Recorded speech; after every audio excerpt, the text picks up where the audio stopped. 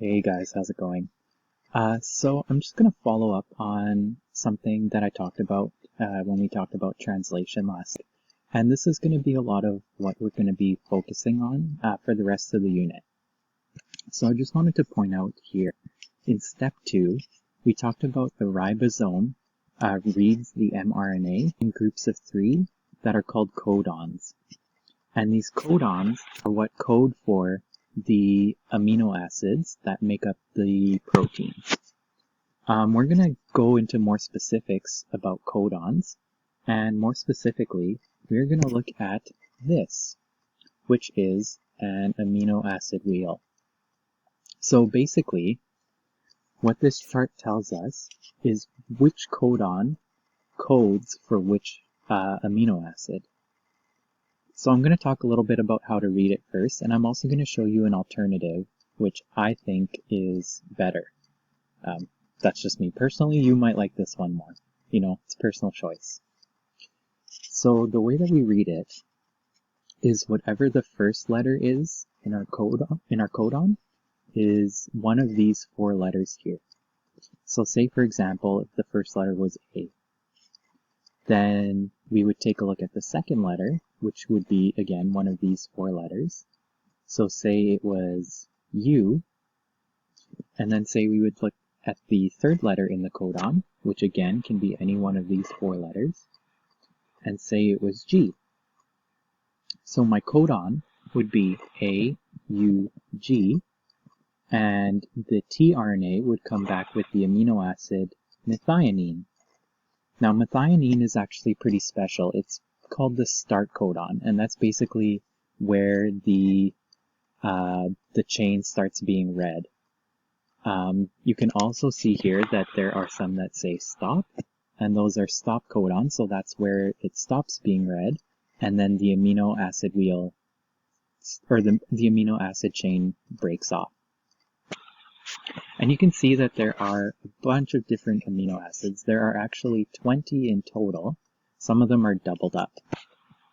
So just for example, here's arginine here, and it's also right here.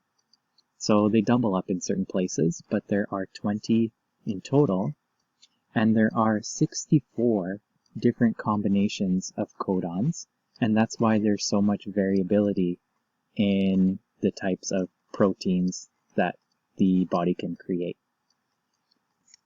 So the alternative that I was talking about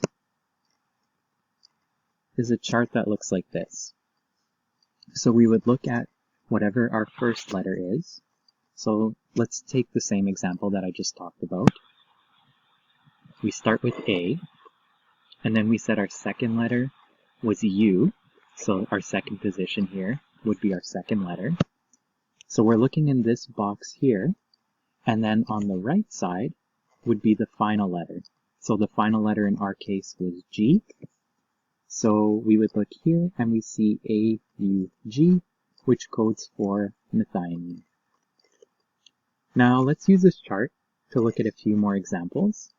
And I have my board here as well to help with that. So we already said that AUG codes for methionine, and we call that the start codon. Now let's look at UGA. So let's say that that was our next protein. So let's at the chart with U, which is here at the top.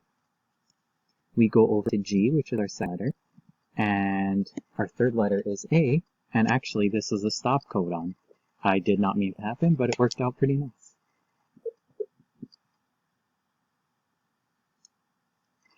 So, if this were to change, we would just have our start and then our stop. How about we do another one? CGU. So CGU, if we take a look at our chart, we start with our first letter C and our second letter G. So we're right here. And we can see that CGU codes for arginine. Might be arginine, I'm not sure how to pronounce it.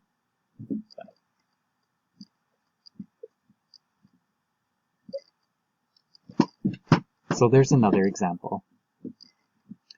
And like I said, there are 64 different combinations possible, so I'm not going to go through all 64, but that's just a few of them there. I'm going to include another video as well, and just so that you get familiar with using the chart and interpreting it.